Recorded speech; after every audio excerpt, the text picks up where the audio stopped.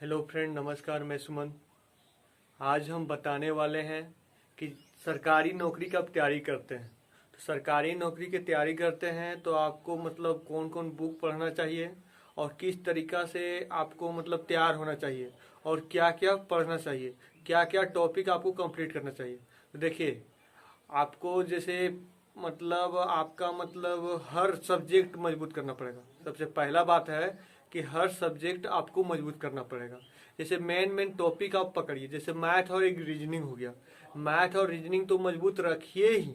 Math और reasoning पकड़ ऐसा बना के रखिए कि आप लोग फुल में फुल नंबर ला सके। और उसके बाद जो जीके जीएस है, तो जीके जीएस में भी टॉपिक पकड़िए। जीके जीएस में टॉपिक क्या पकड़िए, जैसे हिस्ट्री, तो हिस्ट्री पूरा पढ़ लीजिए। हिस्ट्री तो हिस्ट्री पूरा पढ़ लीजिए। पॉलिटिक्स तो पॉलिटिक्स पूरा पढ़ लीजिए। भूगोल तो भूगोल, मतलब एक एक करके। और देखिए, आपको पढ़ाई आपको तब ही मतलब सही पूर्वक हो पाएगा तब आप किसी और को पढ़ाइएगा। जैसे हिस्ट्री आपका बढ़िया है, हिस्ट्री आपको बढ़िया है, तो आप क्या कीजिए कि किसी और को हिस्ट्री पढ़ाइए। इससे क्या होगा ना कि हल्का फुल्का भी जो आपके अंदर मतलब कमी रहा होगा वो दूर हो जाएगा और बढ़िया। या कोई भी सब्जेक्ट आपका कमजोर है तो उसको पढ़िए। और एक चीज और हम बोलते हैं कि कोई भी सब्जेक्ट को कमजोर मत बोलिए, क्योंकि कमजोर बोलिएगा तो उसको पढ़ेंगे नहीं आप। इसके अंदर कोई भी सब्जेक्ट आपको मतलब क्या करना है, कोई भी सब्जेक्ट ये नहीं बोलना कि मतलब खराब है, उसको बोलना है बढ़िया। बढ़िया बोलिएगा तब। देखिए, मेन पॉइंट है प्रैक्टिस पे। कोई भी चीज़ हार्ड नहीं होता है। अब जितना प्रैक्टिस कीजिएगा उतना ही जल्दी आपका वो सब्जेक्ट क्लियर होगा। तो जो भी से अब जैसे मैथ बोल रहे हैं, मैथ मेरा बढ़िया बढ़िया बढ़िया, तो सही में मैथ बढ़िया हो जाएगा, क्योंकि आपको मन लग रहा है, आप बराबर उसको रिवाइज कर रहे हैं। आप बोले नहीं हमको हिस्ट्री बढ़िया है, तो हिस्ट्री सही में बढ़िया हो जाएगा, क्योंकि उसके प्रति आपको लगाव बढ़ रहा है। आप बराबर प्रैक्टिस कर रहे हैं। और ये बोले कि नहीं सर कि हमको मतलब बढ़िया लग ही नहीं रहा है, तो क्या कीजिएगा कि उसको कभी उलट भी नहीं कीजिएगा। आप सोचिए कि आप तालाब में अब उसमें हिले हैं, मतलब उसमें डूबे हैं ये नहीं, तो तैरने कैसे सीखिएगा। तो इसी कारण है कि कोई भी मतलब आप सब्जेक्ट क्लियर आप बढ़िया तभी कर पाइएगा तब उस बुक को 2 बार 3 बार 4 बार आप पढ़ लीजिएगा। उसके बाद ये मत देखिए कि आध हो रहा है कि नहीं हो रहा है, सिर्फ बुक पढ़िए। बुक आप एक बार शुरू से अंत तक रीडिंग कर लीजिए, फिर सेकेंड बार फिर शुरू से अंत तक रीडिंग कीजिए। उसके बाद किसी को समझाने की कोशिश कीजिए उस बुक से। इसके बाद ही आपका मतलब सही पूर्वक उस सब्जेक्ट में पकड़ बन पाएगा।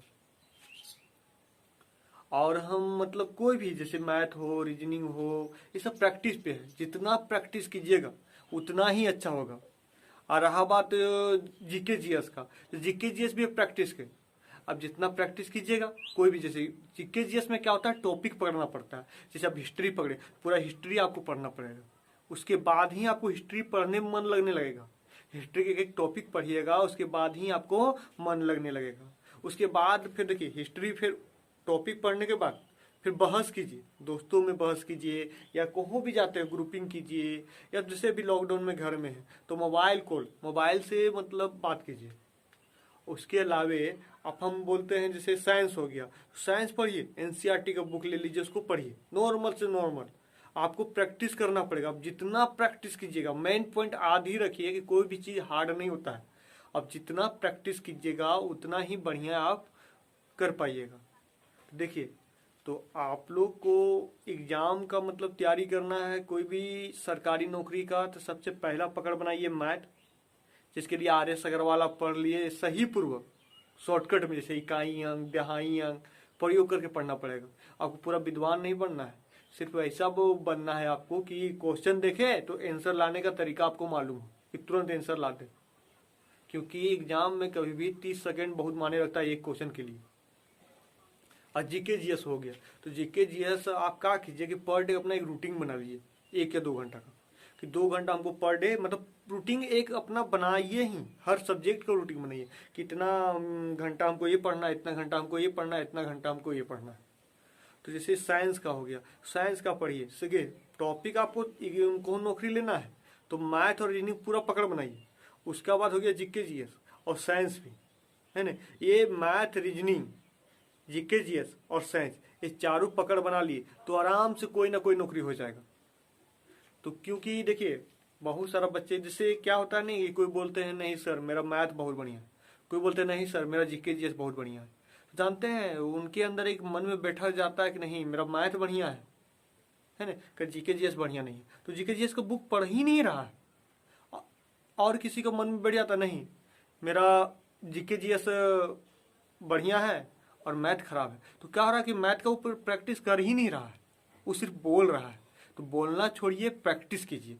अब जितना प्रैक्टिस कीजिएगा उतना ही अच्छा से आप लोग बना पाइएगा। आपको मैं देखिए, आप लोग जीके जीएस का बुक पढ़ रहे हैं, नहीं दिमाग में आ रहा है, उसके बाद भी आप रीडिंग कर रहे हैं, उससे क्या होता है ना, धीरे धीरे वो आपको फिर समझ में आने लगता है। जैसे उदाहरण देते हैं, आप कभी भी पहला दिन आप स्कूल या कॉलेज गए होंगे तो आप किसी को नाम पूछे नहीं होंगे, एक या दो ही लड़का का नाम पूछे होंगे। कुछ दिन होते होते आपको सबका नाम याद हो जाता है।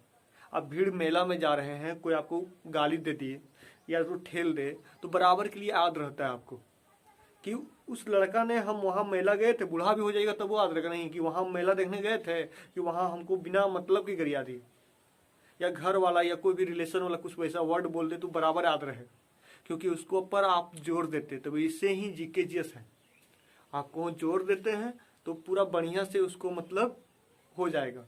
सिर्फ प्रैक्टिस करना है, प्रैक्टिस। मैथ हो गया, रीजनिंग हो गया या जीके जीएस हो गया, कोई भी सब्जेक्ट आप माइंड में मतलब बैठा लीजिए कि हमको सिर्फ प्रैक्टिस करना है। अब जितना प्रैक्टिस कीजिएगा उतना ही बढ़िया होगा। तो फ्रेंड, थैंक यू। मेरा चैनल को सब्सक्राइब कीजिए, शेयर कीजिए। इस पे हम मैथ और रीजनिंग का क्लास देंगे और झारखंड जीके जीएस का भी।